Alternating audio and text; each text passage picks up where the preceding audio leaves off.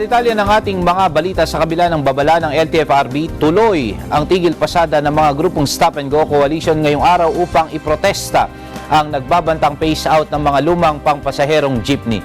Ito'y sa kabila ng babala ng Land Transportation Franchising Regulatory Board o LTFRB na posibleng masuspinde ang prangkisa ng mga pampasaherong sasakyan sakaling sumali ang mga ito sa tigil pasada. Giit ni June Magno, Pangulo ng Stop and Go, posibleng maapektuhan ng kanilang rally ang mga pasahero sa Metro Manila, Bicol, Region at Region 3 at 4. Naghain na rin sila ng anya ng petisyon sa korte upang questionin ang legalidad ng circular ng LTFRB na nagbabawal sa mga PUB operator na kontrahin ang mga direktiba ng naturang ahensya ng gobyerno. Samantala, upang maibsan ang magiging epekto ng transport strike na ibinabanta ng Stop and Go Coalition, magpapakalat ng 4,800 traffic personnel at maging mga pulis at sundalo sa ang pamahalaan ngayong araw.